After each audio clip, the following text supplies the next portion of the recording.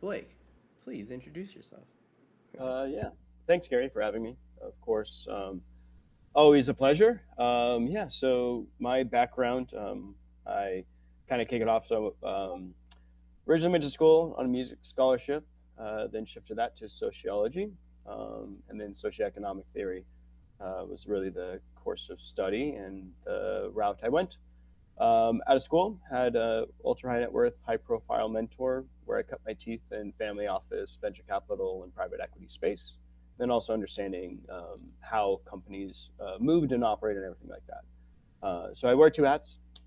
One of them being is I do have an investment group that's based in Singapore. It's kind of like a hybrid family office PE group, and we rapidly scale and grow companies, and then bring them into public market space. And it's not necessarily just growing startups, right? It is ones that have a pretty good trajectory, revenues, and then some of them have actually been around for a long time, but they just need a little extra oomph and connection on the global stage to then set them off on the right path, um, where whatever they're doing can reach much more people, many more people.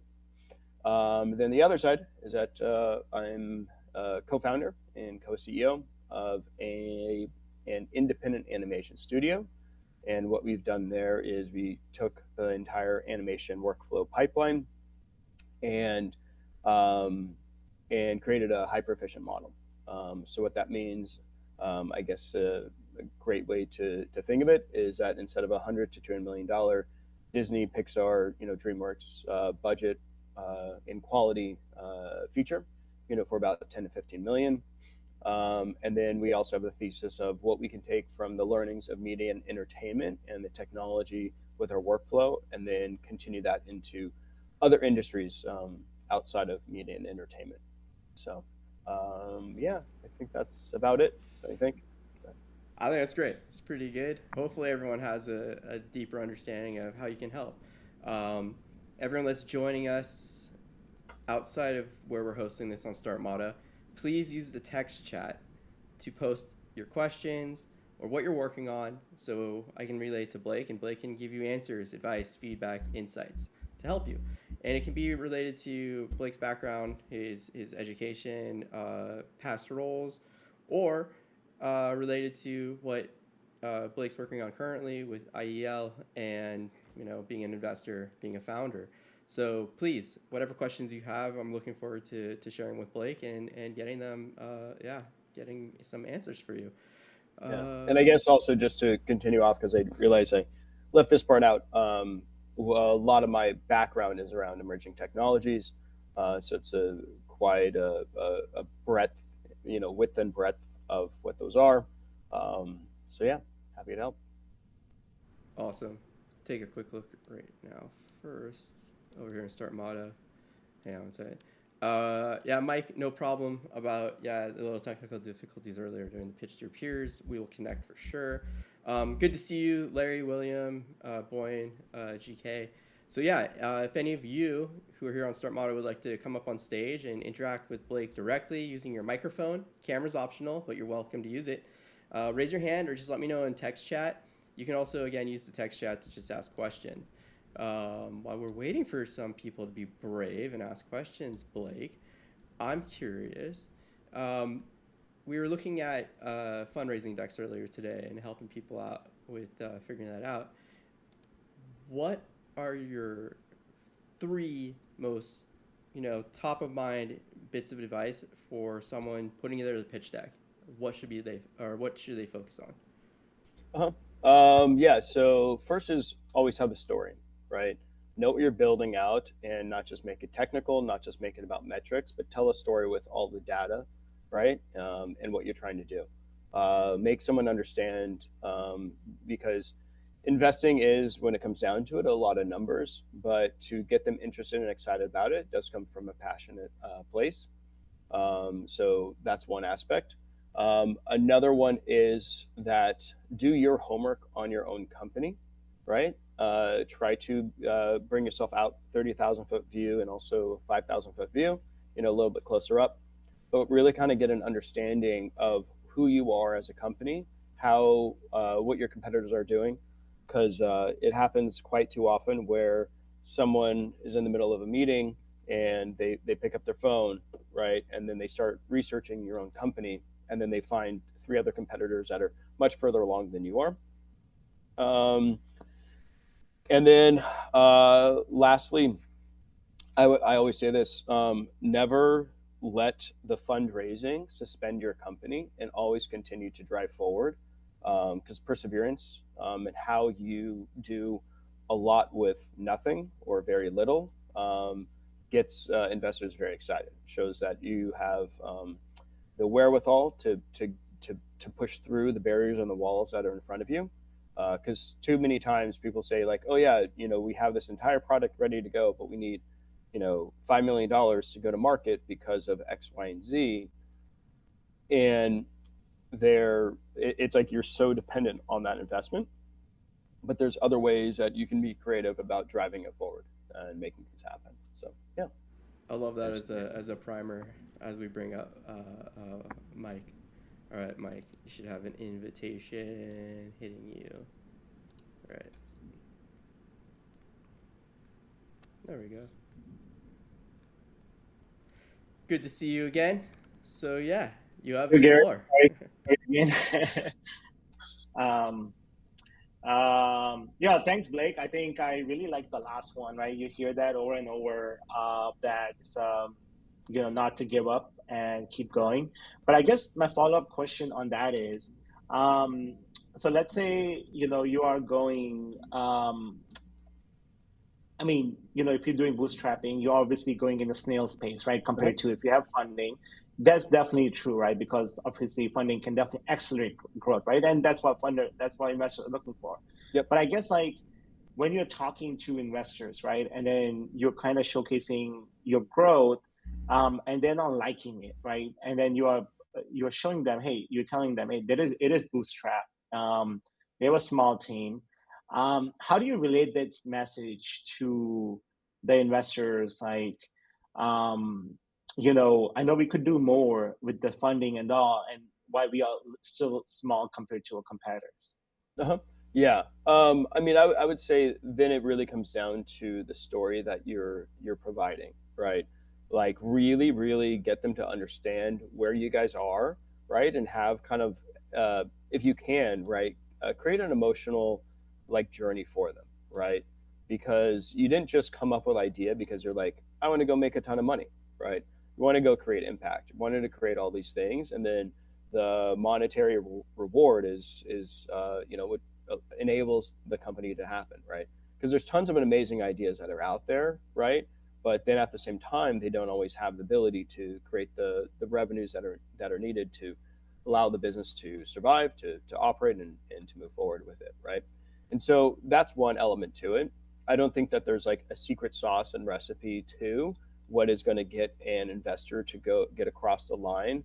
But storytelling really is important on this, right? Because if you're able to like share the story, share the journey that you're on, right? So then they feel like this the investment that's coming in is going to put the company into the stratosphere, right? To really like knock it out of the park. And again, at the same time, I really, really adamantly think this is that yes, the money is needed. I'm not dismissing that at all. But if you go back, if there's an investor that sees, right, and you should be talking to 1,000 of them, right? If there's an investor that sees and then they're like, oh, well, they're reliant on my money, right? If you're still able to show metrics and growth and improvement at the snail's pace that it is, and then they start to see a momentum around it, it happens so often, right? Where they're like, I was looking at you guys like 2 years ago or whatever, blah blah, and I'm seeing this happen, right? It's quite interesting. Also, market yourselves out there. LinkedIn is powerful. LinkedIn is huge, and I think it's far too often where like I even notice it with some of the posts I do where people I didn't even know that were paying attention are like, hey, like I saw what you guys are doing. You guys are crazy busy. Oh, you're doing this. Oh, I can't believe that this happened. I had no idea that some of these people were actually paying attention to that, right? Or like you get the like, yeah, I've been seeing what you guys have been doing over the past few years, and it's really remarkable that you're able to accomplish X, Y, and Z.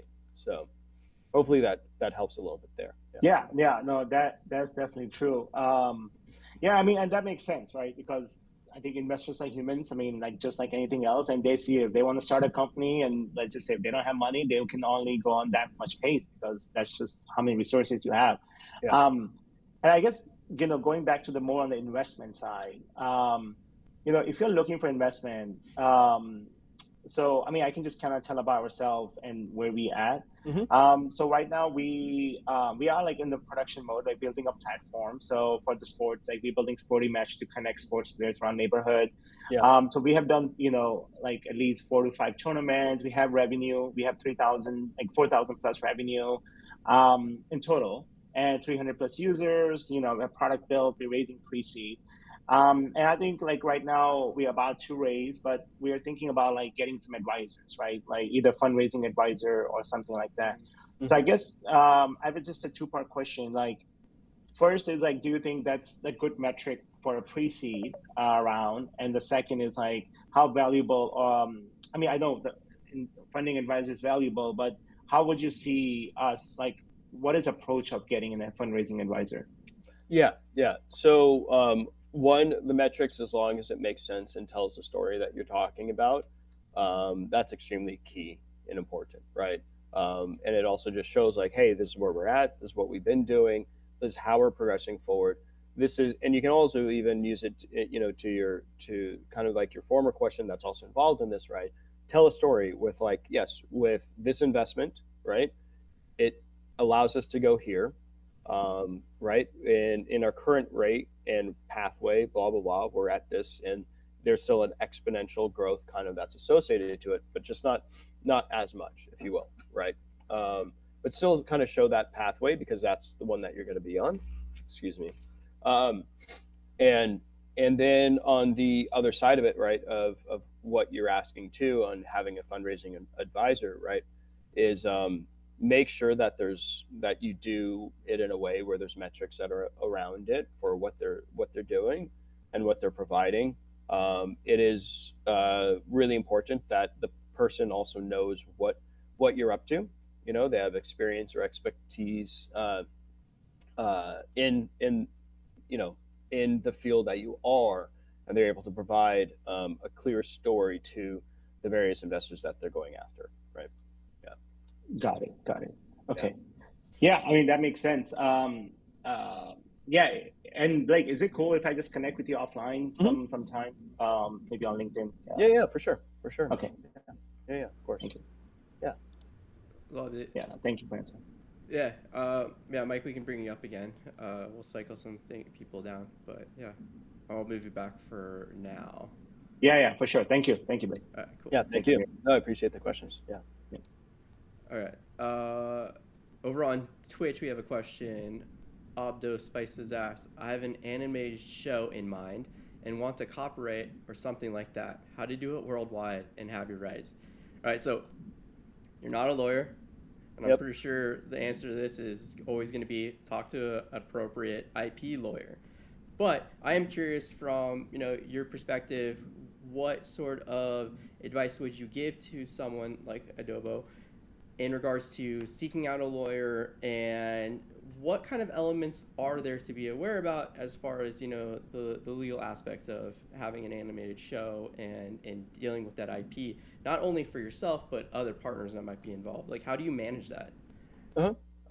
Yeah, I mean, I would say this is that there's quite a lot of ideas that are out there, right? And without having tons of more information, right, from the question, it's tough to kind of like say in full, right?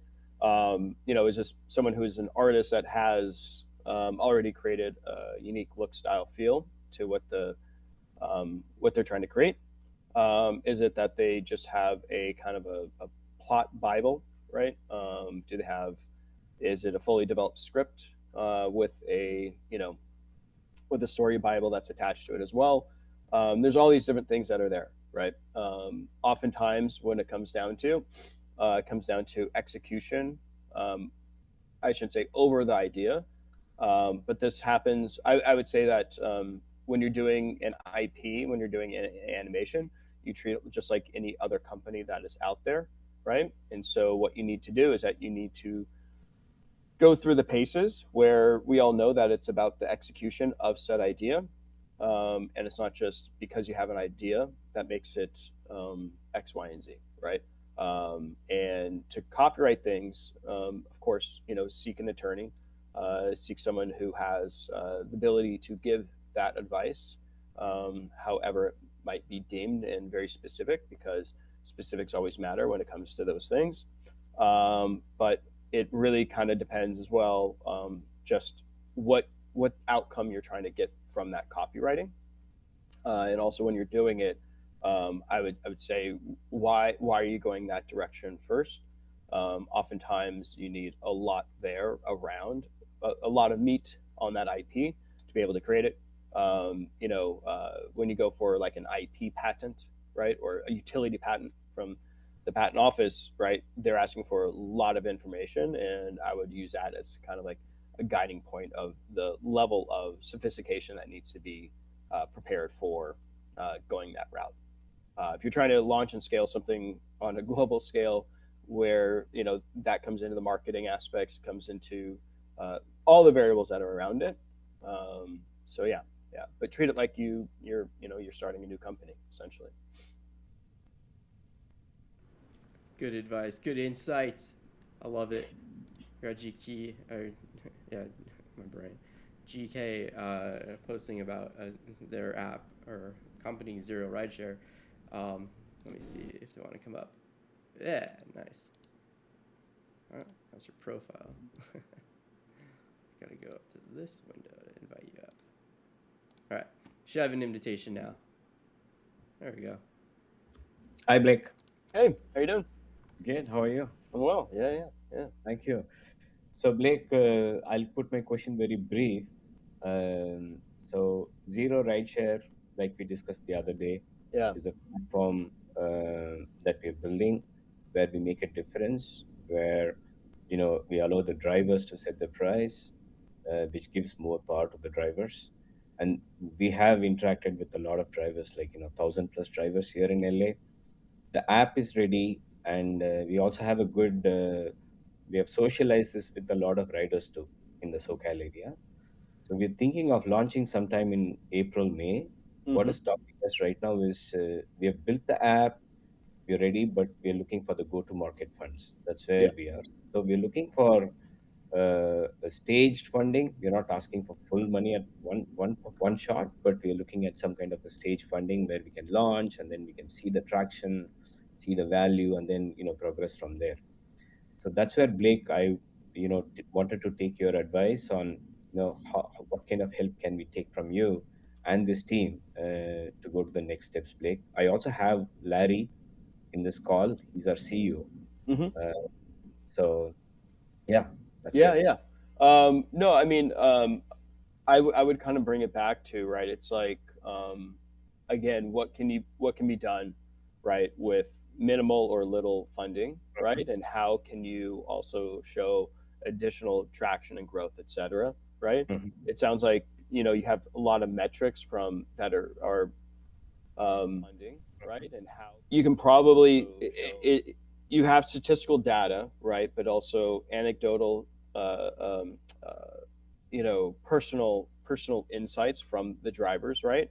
And Mhm. what you're going to see really is by doing, are you? I would ask this, right? Are you able to do a pilot launch, right, where Yes. it's in a very specific area, and where you're actually starting to get, it's like, to prove Mhm. the the metrics, right, and the stats that you're getting from the existing 1,000 plus drivers in LA area, right, to Mhm. then also use the metrics and data to also prove what they're saying, right, Mhm. and so then it's like a cross analysis of that, Oh, which yes. then can drive it forward, right? We have gathered 20,000 real-time data points on Okay. the pricing, which we have, and we have built the models based on that. So we have manually taken these 20,000 data points to show what will be the pricing, payout for the drivers, what will be the payment that's made by the rider, the insurance costs, government surcharge, the operating costs.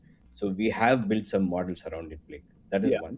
Yeah. To your question, yeah, definitely we are looking at this piloting in SoCal sometime in April May timeframe, Yeah. and the go-to-market funding for that is what we are talking about. But yeah, we'll be able to give more details to you with that data, Blake. Time Yeah. in Yeah. Because also kind of April, like what it is, right? as you're Yeah, saying that the there's all of go-to-market those the is different what touch we are points talking until it is in real world, right? about. Hmm. That's what I'm talking about, kind of like the proving of it. And it's Hmm. like what again, I challenge you guys with this, right? It's like what can be shown, right? What Hmm. can be proven um, with like pilot program being Southern California, as you're saying, right? And the go to market. But is there a smaller bite of that, right? That can be then occurred and launched that's out there, right? Yeah, And absolutely. how to kind of crack that. So then Hmm. one, you're essentially pushing along like two different threads, or how many different threads can you push along to have output of metrics that you're looking for to then Hmm. further to prove and further to prove, so that when you have these conversations, you can also circle back and say, we are moving this forward. It's kind of like the train is leaving the station with or without you scenario, right? And kind of to the point, it's what can be done with little to nothing, and then the the investment is what just is going to put it on a much more significant and longer scale process, or longevity for the entire company overall. Yeah. Got it. Got it. Yeah. Sure, absolutely, Blake. I'll find some time with you, Yeah. check with you, and then maybe we'll go deep into that. Like I said, yeah, it's staged funding. Yeah. Uh, yeah, start Yeah. small, show the traction, prove it, and then be able to grow from there. Yeah. What is the round that you're looking for? Just out of curiosity. Yeah.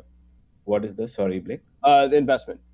What are you looking for in this stage So process? Yeah. uh, at this point in time, we're looking for like 1.5 million initial staged for 3 to 6 months. That can be even staged further, like 400K or 300K to start with, Yeah. and then based on the traction, we can actually start engaging more on the funding as well as the traction. Yeah.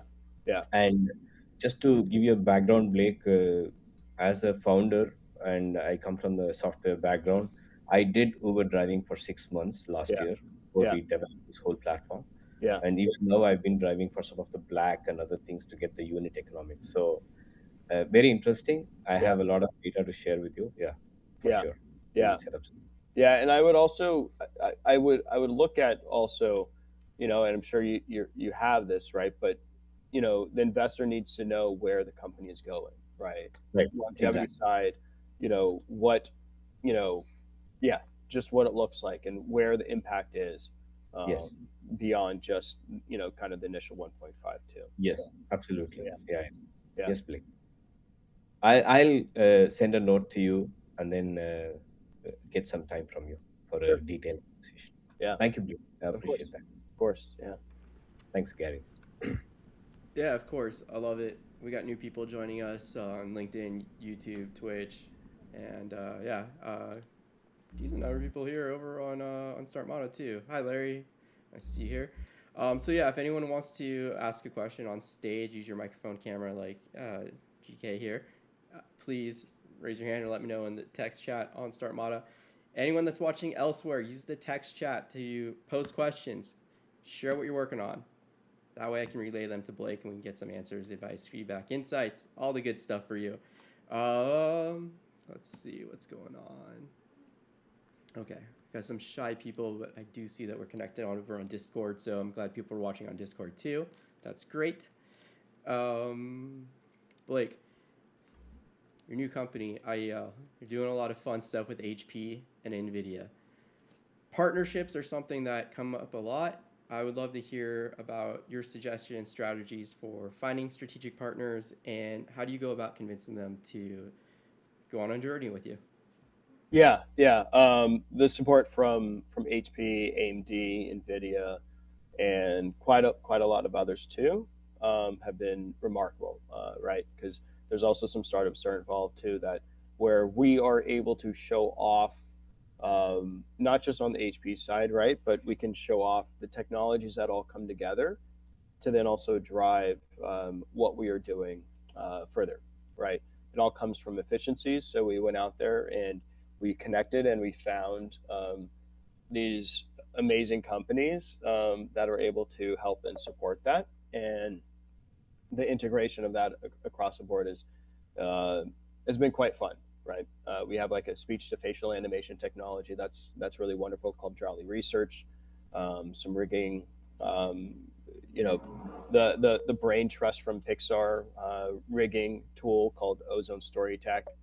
House of Moves, which is our mocap and animation partner as well.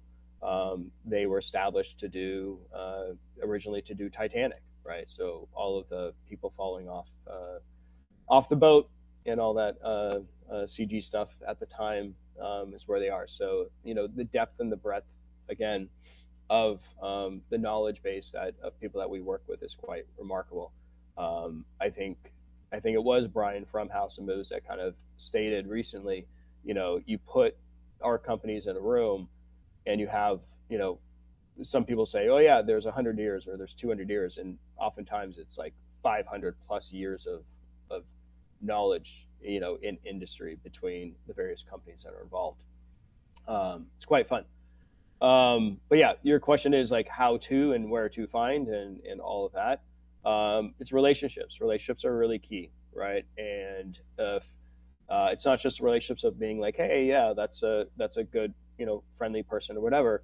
It's execution, right? If they see that you're on a journey and you keep showing up and you keep presenting yourself, and when I say yourself, I mean the company, the general yourself of the company involved, and they keep on seeing traction, they keep on seeing this momentum. It's that again, that train that you're adding various other parts and pieces along to it to make it go streamlined, it to make it go faster and whatever, right? And so on our journey, what's been great about it is that we bring every single one of our partners with wherever we go, right?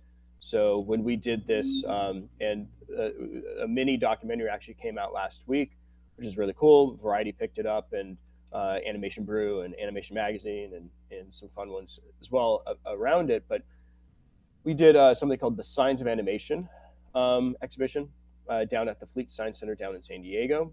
It was a weekend pop up exhibit, but people went through and they were able to experience, young people up to every age was represented, right, and walk of life, and they were able to go through the entire process where they were designing.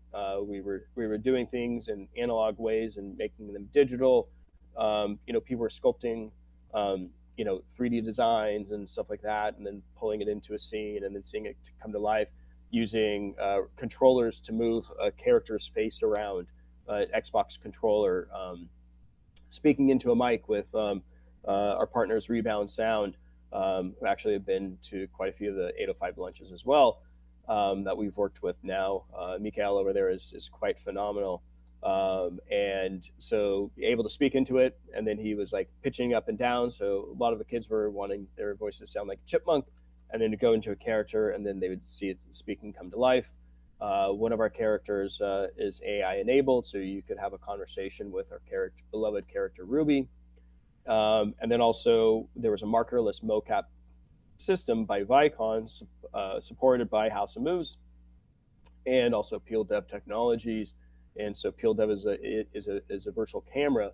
So patrons were able to jump into the middle of this volume, right? Just carpeted floor, not have to put on dots or anything like that. And they saw their Fortnite, their favorite characters from Fortnite come to life in front of them. And then the output of that is driving this into a Fortnite island in Unreal, where our character Ruby actually gave a concert, and then everyone is like dancing around and moving around. And then there's like a mini game that's inside of that too. So that's something of like, so when we decided to go about this journey, we asked everyone to come together. And the machines we had were supported by HP, AMD. We had these small form factors, latest and greatest technology from AMD there. And then a few machines had some NVIDIA cards as well to power the various systems that were needed for that. And again, it was supported in a partnership way. And everyone was able to make a big impact on the local community, right? And so when we do all these conferences as well, and this is shipped around the world, and this mini documentary that came out of it, and these like little clips that each company was able to have and represent for themselves, it is quite impactful. So I guess at the end of the day, it is how can you create impact for a partnership company, right?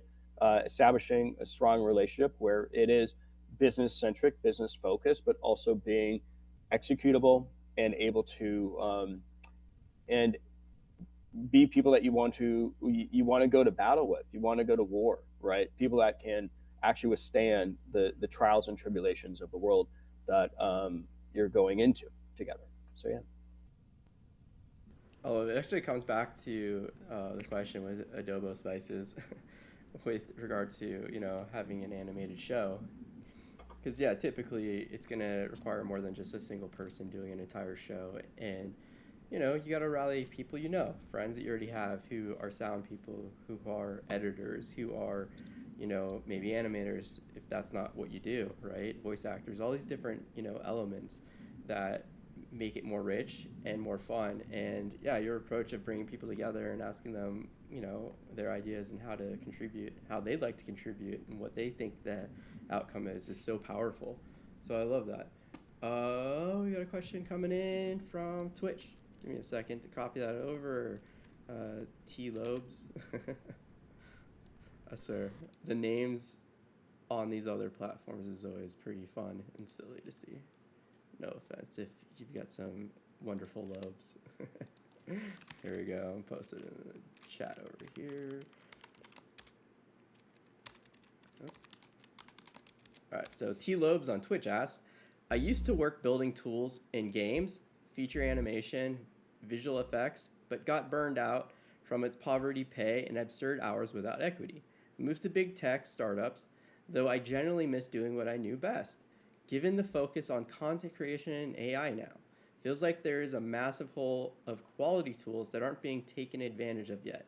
What are your thoughts on building AI content tools professionals familiar with industry standard workflows and pipeline management? I think you've got a lot of thoughts on this one, Blake. Sure. Yeah. Happy to.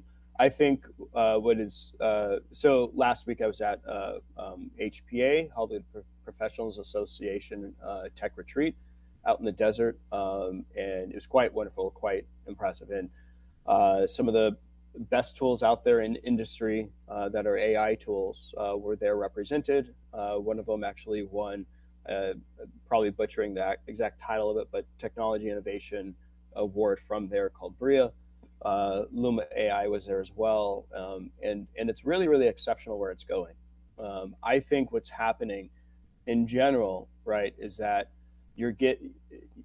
there used to be how to put this. So I feel anyone can be an AI artist, right? That means that you can open up AI and you can start generating images, right? But then not everyone is an artist that's empowered, or not, I shouldn't say empowered, or an artist that's powered by AI, right? Where true artists are taking the tools and knowing where the holes and the gaps are, and also having the ability to bring it across the finish line. Because when it comes down to, as T Lobes, I'm sure knows well from the industry, right, is that it really comes down to that 1%, right? That final 1% of what that quality looks like at the end of the day, right? Because 80% of quality that's out there, that's where you're starting to see the gaps, right? People are like, oh, that it removes people and pulls people out of the fantasy of that world, whatever that might be, right? I think there's amazing tools that are currently in development, being developed, philosophies around them, and it's going to be quite impactful of the industry overall. And I also think that one of the biggest elements that is not happening with it is the artistry, right? The artistry is not being plugged into it, or the conversations aren't there. And what is being more talked about now in the AI conversation is about the data, the quality of data that's being plugged into it, right? So if you have quality data that's going in, that also means that the quality of the data that's being not just prompted, but being maneuvered and changed and pivoted however it needs to be, for by true artists, right? That's where you're getting this jump in performance that's out there, right? I also think that what's happening is that there was a big gap where a lot of traditional artists didn't want to be touching the tools, and now there is an embracement of it. And so with it, you're getting a much better output, of what can happen with it too, right? And I think the tools are going to then have to meet the needs of the artists as well, because not all of them are able to do what they need them to do. And so there's going to be these gaps, and then you just need to have the problem to get the solution. You're not going to have the solution first to get to answer problems, that because there's so many of them that could possibly exist too. So anything else, Gary? Did I cover that, do you think? Or Yeah, I mean, pretty much. I mean, yeah, we got some, fun comments from Dr. Paxmore as usual. Yep. While we're talking about this, the first important comment, and you probably see me gesture too. They also said artists in quotes when you're talking about AI artists, but then you followed it up with a great distinction in regards to artists using AI tools, which is again, yeah, what your focus is. But Paxmore says anyone can be a participant in IP theft thanks to AI. Yes, there's well, what was interesting from last week that was actually shared, right, is that when they're talking about IP theft in general, with media and entertainment, and again, this is not, I'm repeating words that were said at this conference out loud by a speaker, and probably not the thoughts of HPA, but let's just go with it. This was said while there, right? It's for an industry that built itself on IP theft, for it to shun it, right, and push it away. It's really interesting, right? Because also when you come down to it, every single style that is out there, right, is a derivative of every influence that artists had in their life, right? And I know artists that are so skilled and they teach and they everything like that, but they can put in front of someone their original IP, their original style, whatever that might be, or just their entire portfolio, and they can name off the three artists that informed and inspired that one person who's calling that new thing, an original style, right? And so it's because of the influence of the world in artistry, right? And this is well known and well regarded and accepted, is that there is a level of honoring previous artists in terms of art form that is driving and moving forward as well, right? And also, to Dr. Paxmore, right, as he's saying, it's like there's a reason professionals show their process. It really is, right? And in the realm of professionals showing their process, that's why so many of them do it anymore. So. Yeah, I've got a lot of fun comments with this too, but I think it's a good distinction to make. And well, I also to yeah. Dr. Paxmore's comment as well, right? So what I am talking about is actually there's two angles of it, right? So you can go walk down what is it, Canal Street in New York, and you can see IP theft left and right. It happens all around the world, all the regular time, and people will either pay for it or they don't pay for it, right?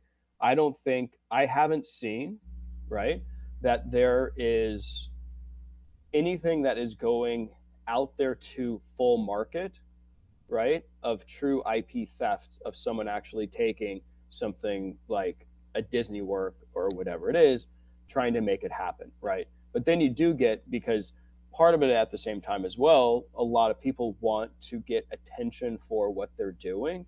So they're showing off these things that are stealing art. And because then all of a sudden they're the topic of conversation and everyone is sharing it around virally. So what I'm not necessarily talking about what the plagiarism is there, right? But what it is that for true professional grade, and this is visual artists experiences, et cetera, that's leveraging AI, you're not seeing it being plagiarism in what is going to market. Yeah. Yeah, I think also like I think that pushback on what you're quoting, that argument about a derivative that humans are doing is that like the example you used was this person experienced these different art styles and were molded by that while experiencing the rest of their life, right? Mm-hmm.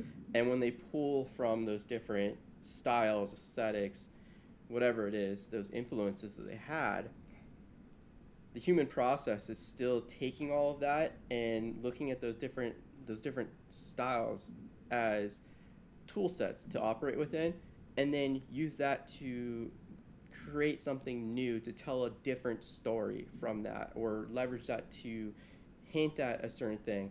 And when the AI is doing that, it's purely just copy and pasting from other existing works, and it doesn't have, like, for lack of a better term, a soul to interpret all of this through the lived human experience of being like, oh shit, I just went through this and it was just like, whoa, Yeah. it's so Yeah. crazy. And so, And to that point, not exactly talking about that too. Sorry, go on. yeah, I thought. yeah. But I'm just saying, like, that's like the biggest kind of like distinction between someone being an AI artist and putting a prompt into AI to create something and having the machine do this thing, and then that being thought as creative, versus a human who is could be very much like, like definitionally plagiarizing another artist's style to then create something, similar or different. I would still always feel that, like, even in that case, that a person doing that, there's still a net benefit to that. There's still a net benefit to an artist stealing someone else's style, Mm-hmm. because at least that human being is learning and developing, increasing their skills, and also the whole interaction of stealing from someone else and being a part of that. There are all of these ethical and moral lessons and character building lessons that contributes to the individual, but like humanity as a community as a whole, in a way that AI just doing this shit, it's not really contributing anything. It's just ripping people off and something. So I think, like, there's a whole other big story and, topic to dig into there. Yeah. But yeah, I I think think it's interesting. there's a semantical sense of it overall too, right? And it's also like what people are seeing that's out there. And so like with it, I think that there's a lot of focus on the blatant plagiarizing, right? But if again, that's not materials that are going to be used in practice later on.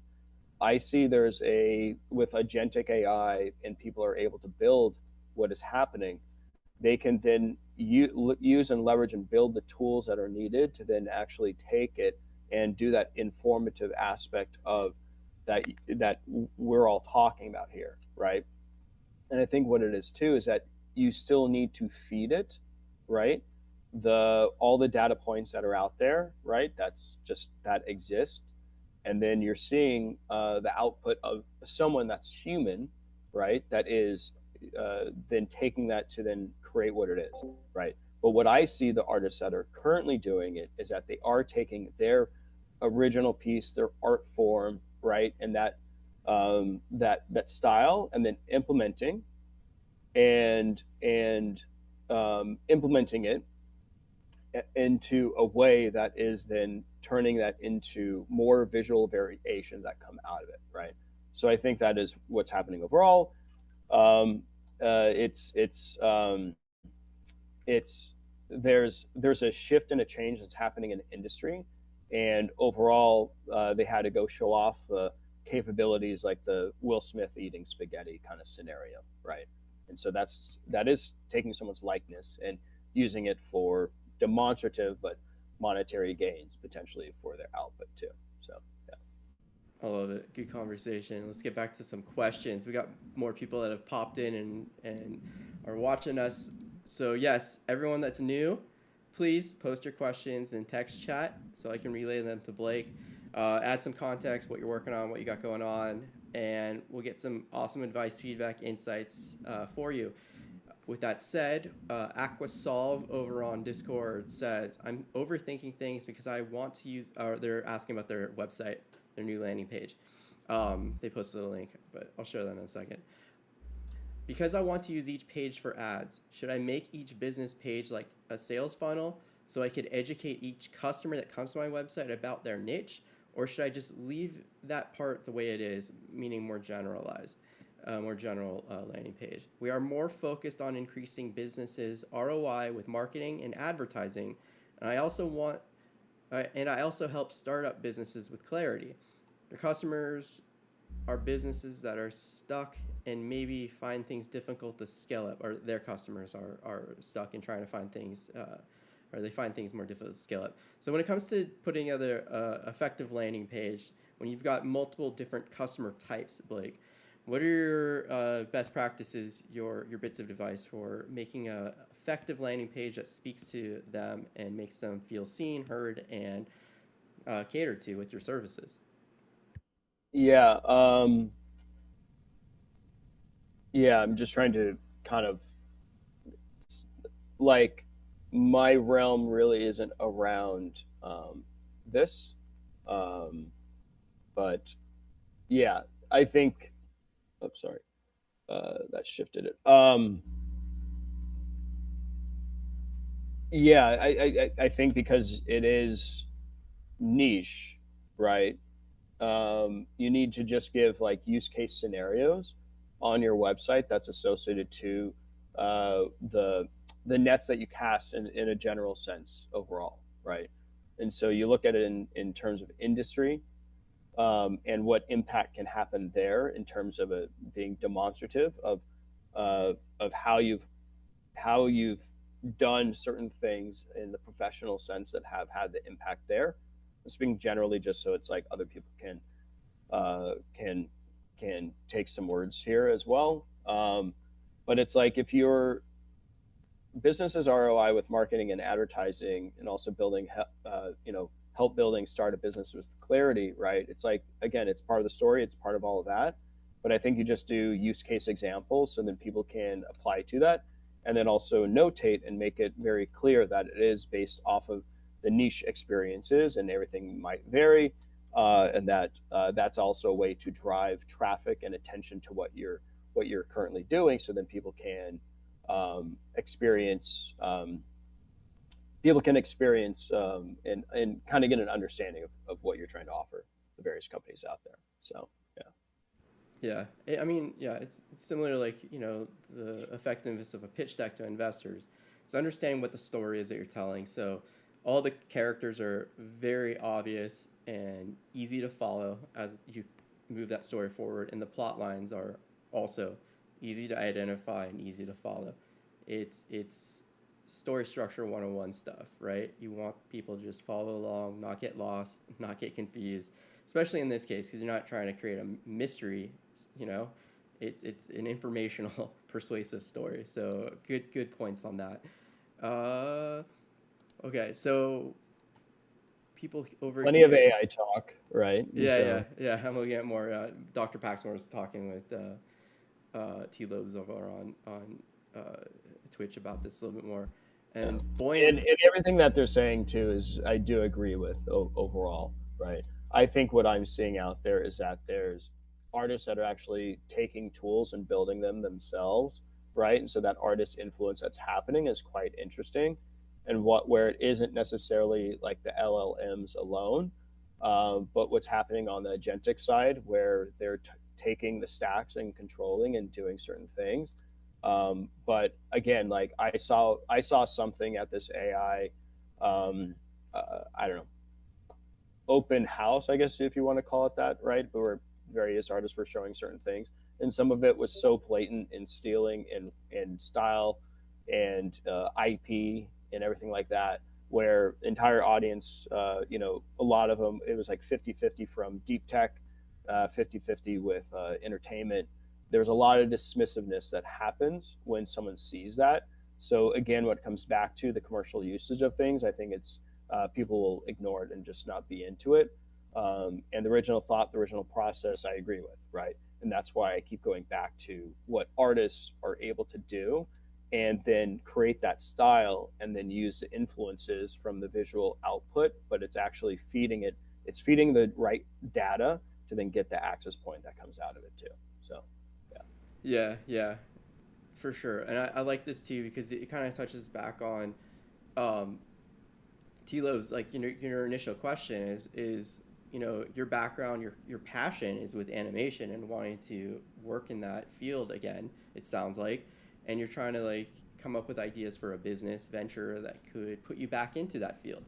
So what Blake just kind of talked about is very important. It's about thinking about your lived experience, your workflows, right? Like what could you or what did you experience that was a contributor of frustration or any negative emotion that you had, any negative situation you experienced within your role, your responsibilities, that field of working with an animator, being an animator, right?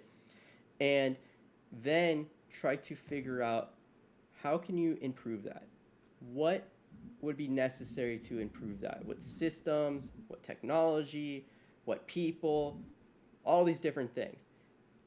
And figure out how you can design those systems just with pencil and paper or a whiteboard.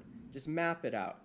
And you want to run those tests and see if your systems are better than what exists already to whatever degree you can to start testing those assumptions and then start thinking about how can you use technology to automate this stuff because AI is like way up here on like the layers of technology to automate things, but way down here is just manually doing tasks as humans have always done. And then there's all these other different layers of technology that can be applied to automate certain aspects of a system. So think about things in those terms and get to work on designing, building, and testing as much as you can. If any of you are interested, look into lean methodology. There's a lot of documentation out there now, lots of books, lots of stories, lots of videos. But Eric Ries and lean methodology are fantastic processes to come up with ideas and bring them to the market. And it's all about managing your risk and avoiding unnecessary risk and sacrifices while you're trying to move forward and make progress. It's all about how can I do the least amount to move forward so I have as many resources available to continuous and iterative cycle of assumptions, testing, learning, and then growing. So good things to keep in mind. And I'm glad, Blake, you brought up how you're seeing AI and you're utilizing AI to fit into these existing workflows for the animators and the the creative professionals and help them do their job better. I love that. Yeah. And I would also say this just so that a lot of people, because they think that what we are is an AI animation studio, the efficiency process is actually from the it's a completely new foundational restructuring of what the process is for creating animation, right? It's an iterative process, no longer a linear process. And that's the big change. It's why we've been around the world literally explaining to people and showing people what it is, right? And when we're talking about certain things too, is that everything that we're doing, all of those metrics, everything that we're talking about is without AI, right? This backstop by it not being AI. And then we look at the tools that are efficient that are out there that allow it to drive forward and move forward as well. And even back to the whole side of it that Dr. Paxmore is talking a lot.